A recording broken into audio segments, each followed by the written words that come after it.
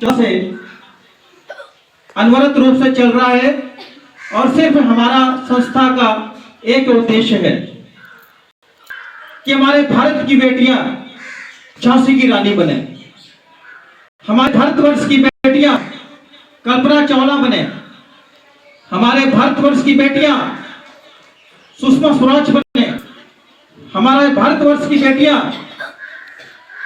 इंदिरा गांधी बने, हमारे भारतवर्ष की बेटियां सेवा कार्य करने वाली मदर टेरेसा के जैसे बने। तो बेटा, आप सभी लोगों के लक्ष्य है कि नहीं है? कुछ ना कुछ बनना चाहते हैं आप लोग? यस चाहते हैं कि नहीं, बताइए। Yes sir. सब लोगों के सपने होंगे, सभी लोगों के सपने हैं? Yes sir. नहीं है? Yes sir. आप बेटा खड़े हो, बेटा इधर आइए। आप बेटा क्या बनना चाहती हैं जीवन में? अभी कौन सी क्लास में है? अभी आप 6 में। ये बेटी 6 में। क्या नाम है आपका? सोनम। 6 क्लास में बेटी। क्या आपके क्या सपने? कुछ है सपने? डॉक्टर बनेगी, इंजीनियर बनेगी, कि शिक्षक बनेगी, कि अपनी प्रधानाचार्य जैसे बनेगी? क्या बनना चाहती हैं आप? कि सेना में जाना चाहती हैं? आपकी क्या रुचि है? कुछ रुचि है, बताइए। इंजीनियर बनेंगे। बहुत अच्छा, बहुत अच्छा। इस बेटी ने बहुत अच्छा जवाब दिया। ये बड़े होकर के 8वीं क्लास में हमारी बेटी पढ़ रही है और कह रही है कि मैं इंजीनियर बनूंगी। ठीक है प्यारे बच्चों, तो आप लोग 6, 7, 8 में पढ़ रहे हैं, यहाँ पर पढ़ रहे हैं कि नहीं पढ़ रहे हैं? Yes sir. तो 6, 7, 8 में पढ़ने वाले बच्चे जो हैं, जो 8th क्लास में पढ़ रहे हैं, आगे 9th में भी जाएंगे, 10th में भी जाएंगे। Yes sir. जाएंगे? Yes sir. तो आपको अभी से, जो 8th क्लास के बच्चे पढ़ रहे हैं, अभी से आपको इतनी तैयारी करनी है। अपने लक्ष्यों को कैसे आप प्राप्त करेंगे? कैसे प्राप्त करेंगे? कैसे प्राप्त करेंगे? क्लास में फर्स्ट आएंगे? नहीं आएंगे? आएंगे। कितने बच्चे यहाँ पर क्लास में फर्स्ट आना चाहते हैं? सर मैं। सारे बच्चे यहाँ पर क्लास में फर्स्ट आना चाहते हैं? सारे बच्चे 10th में फर्स्ट आना चाहते हैं? Yes sir. सारे बच्चे 12th में फर्स्ट आना चाहते हैं? उसके लिए क्या करना पड़ेगा? उसके लिए हमें बहुत अच्छी पढ़ाई, बहुत अच्छी शिक्षा ग्रहण करनी पड़ेगी। करेंगे आप लोग? Yes sir.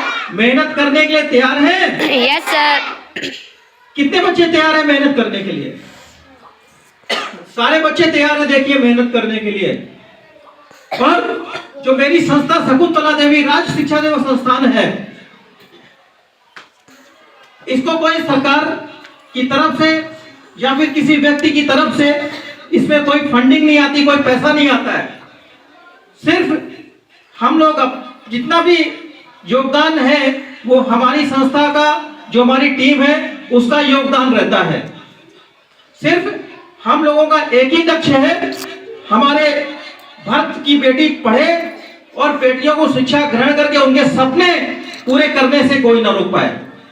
तो प्यारे बच्चों, हमारी गुरु दक्षिणा जब पूरी होगी, जब आप लोग इस विद्यालय से आईएएस बनकर के निकलेंगे, इस विद्यालय से पीसीएस बनकर के निकलेंगे, इस विद्यालय से सेना में ऑफिसर बनकर के निकलेंगे, इस विद्यालय से शिक्षक बनकर के निकलेंगे, इस विद्यालय से बहुत बड़े पद पर आसीन होकर के निकलेंगे, तो उस दिन हमारी संकल्पना पूरी होगी, हमारी गुरु दक्षिणा वही होगी। आप लोग देना चाहेंगे?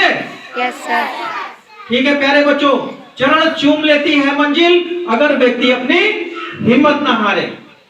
चरण चूम लेती है मंजिल, अगर व्यक्ति अपनी हिम्मत ना हारे। आपने यदि ठान लिया है कि मुझे आईएएस बनना है, मुझे इस शहर का डीएम बनना है, तो आपके सपनों को कोई नहीं रोक सकता है।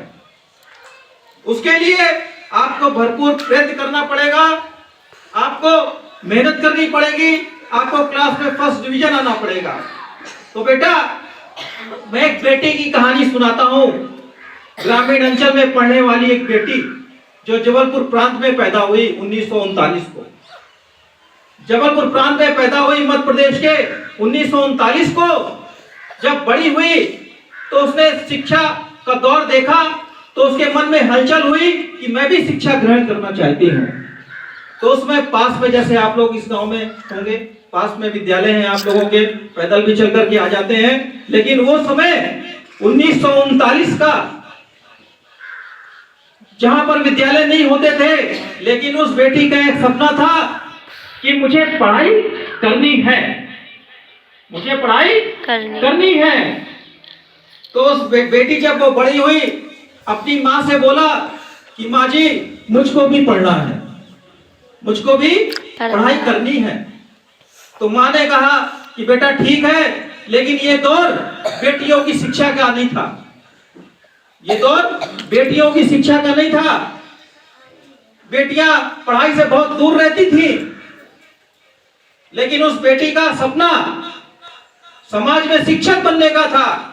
अपनी माँ को अपना सपना बताया, तो माँ ने किसी तरह उसका एडमिशन गांव के करीबन 10 किलोमीटर दूर स्कूल था, वहां पर जाकर के उस माँ ने एडमिशन कराया। तो बेटी शिक्षा ग्रहण करने के लिए खेतों के रास्ते से नंगे पैर, उस समय साड़ी पहनने का चलन था, छोटी छोटी बेटियां साड़ी पहनती थी, पल्ला करती थी। तो बेटी पगडंडियों के रास्ते से, खेतों के रास्ते से स्कूल पहुंचती थी, पढ़ाई करती थी।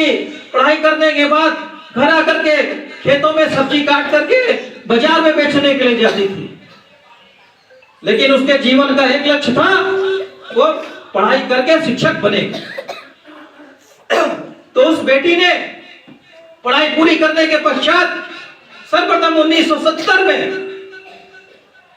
शादी के पश्चात 1970 में वो शिक्षक बनी।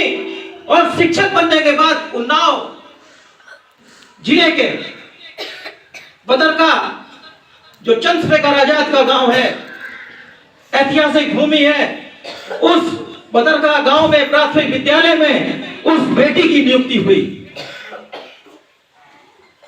और उस बेटी की नियुक्ति वहां पर हुई।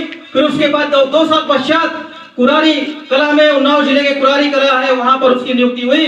वहां पर देखा कि बालिकाओं का अभाव था, बेटियां विद्यालय नहीं आती थी। 4-5 बेटियां विद्यालय में थी, लेकिन बेटों की संख्या ज्यादा थी, क्योंकि लोग बेटों को पढ़ाना चाहते थे, लोग बेटों को आगे बढ़ाना चाहते थे, बेटियों को शिक्षा नहीं देते थे। कन्या भ्रूण हत्या होती थी कि मेरा बेटा वंश को आगे बढ़ाएगा, बेटी क्या करेगी।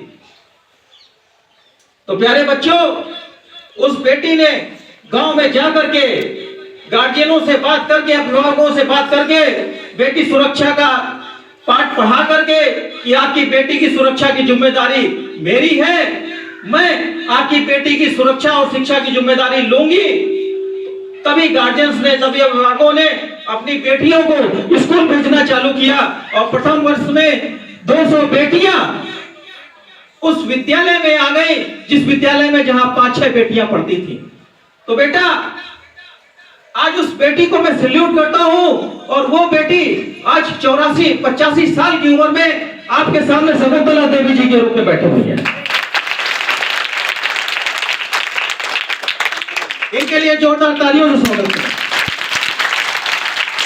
सन 2000 में रिटायर हुई और आज हमारे अभियानों में कंधे से कंधा लगा करके, चाहे वो 200 किलोमीटर की यात्रा हो, चाहे 100 किलोमीटर की यात्रा हो, हृदय में पेस मेकर पड़ा हुआ है, लेकिन सिर्फ आप लोगों के उद्देश्यों की पूर्ति हेतु यहां पर उपस्थित होती रहती है कि हमारे भारतवर्ष की बेटियां आगे बढ़े।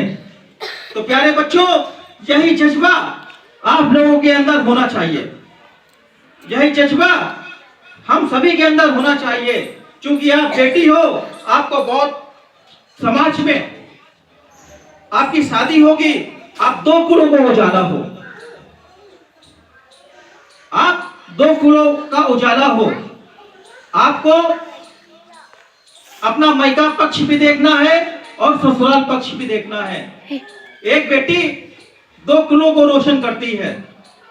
तो आप सबसे पहले बेटी पढ़ाओ, बेटी बचाओ, और बेटों और बेटी को सुसंस्कृतिवान के साथ साथ आप लोग अपने आप को स्वावलंबी बनाइए।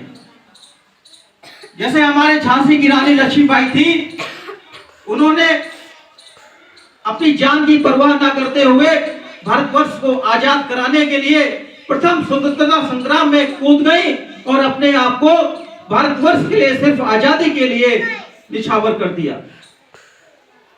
तो बेटा आपको अपनी शिक्षा के लिए, अपने रोजगार के लिए अपने आप को निछावर करना पड़ेगा। स्वावलंबन की दिशा में आपको आगे बढ़ना पड़ेगा, क्योंकि समय का कोई भरोसा नहीं रहता है। कभी कभार ऐसा भी होता है, हमारी शादी तो अच्छे परिवार में होती है, लेकिन कुछ ऐसे कारण होते हैं कि एक बेटी को ससुराल का पक्ष छोड़ना पड़ता है। ससुराल में कई तरह से अत्याचार होते हैं, तो उस समय वो शिक्षा आपके काम आती है, वो स्वरोजगार, वो स्वावलंबन आपके काम आता है। तो बेटा मैं ये चाहता हूं कि हमारी बेटियां इस गांव का नाम रोशन करें। तो बेटा मैं जो बोलूंगा आपको जोर जोर से बोलना है, बोलेंगी? Yes sir. एक बार मैं बोलूंगा, एक बार आप बोलिए। बेटी हूँ IAS भी बन सकती हूँ। बेटी हूँ IAS भी बन सकती हूँ। जोर से बोलिए। बेटी हूँ IAS भी बन सकती हूँ। बेटी हूँ IAS भी बन सकती हूँ। बेटी हूँ झांसी की रानी भी बन सकती हूँ। बेटी हूँ ओलंपिक में स्वर्ण मिला सकती हूँ। बेटी हूँ माँ पिता के सपने पूरे भी कर सकती हूँ। बेटी हूँ अपने लक्ष्य को हासिल भी कर सकती हूँ। बेटी हूँ बेटा भी बन सकती हूँ। बेटी हूँ सब कुछ कर सकती हूँ। बेटी हूँ सब कुछ कर सकती हूँ। तो बेटा आज मैं अपनी वाणी को ज्यादा ना बोलते हुए अपनी वाणी को विराम देता हूँ, और सिर्फ एक ही संकल्प के साथ कि समाज में जो भी हमारे साथ, अब यहाँ ज्यादा बड़े बालक नहीं बैठे हुए हैं, शपथ कराने का कोई औचित्य नहीं है, क्योंकि हम लोग शपथ भी कराते हैं बेटियों की सुरक्षा के लिए, कि समाज में जो भी घटनाएं, बलात्कार, छेड़छाड़, कई सारी घटनाएं हमारी बेटियों के साथ जो भी होती हैं, उन घटनाओं को रोकने के लिए हम बेटों को शपथ कराते हैं। और पराई बेटियां जो हमारे समाज में हैं, हम अपनी बेटी के लिए तो लड़ जाते हैं, लेकिन हम पराई बेटी के लिए नहीं लड़ते हैं। तो बेटा जिस दिन हम अपने समाज में उस पराई बेटे के लिए हम लड़ जाएंगे, उस पराई बेटी के लिए हम लड़ जाएंगे, तो उस दिन हमारे समाज में हमारी पराई बेटियां भी सुरक्षित हो जाएंगी। जिस तरह से आपके कलेजे का टुकड़ा आपकी बेटी है, उसकी बेटी है, तो उसी तरह से जो पराई बेटियां हैं, जिस दिन से आप उसकी रक्षा करने का संकल्प उठा लेंगे, उस दिन हमारे समाज में बलात्कार, छेड़छाड़ जैसी घटनाएं रुक जाएंगी। तो इन्हीं शब्दों के साथ मैं अपनी टीम, हमारे आदरणीय श्रीमती संध्या चक्रवर्ती जी, जो हमारा अभियानों में कंधे से कंधा लगा करके साथ देती रहती हैं और पत्नी भी हैं, उनका भी तहे दिल से मैं हार्दिक अभिनंदन एवं स्वागत करता हूं। और साथ ही मेरी बेटी मान्यता चक्रवर्ती आप लोगों के समक्ष 4th क्लास में कानपुर में पढ़ती है, वो भी हमारे अभियानों में लगी रहती है, उनका भी हार्दिक अभिनंदन एवं स्वागत है। इन्हीं शब्दों के साथ मैं अपनी वाणी को विराम देता हूँ। जय हिंद, जय भारत।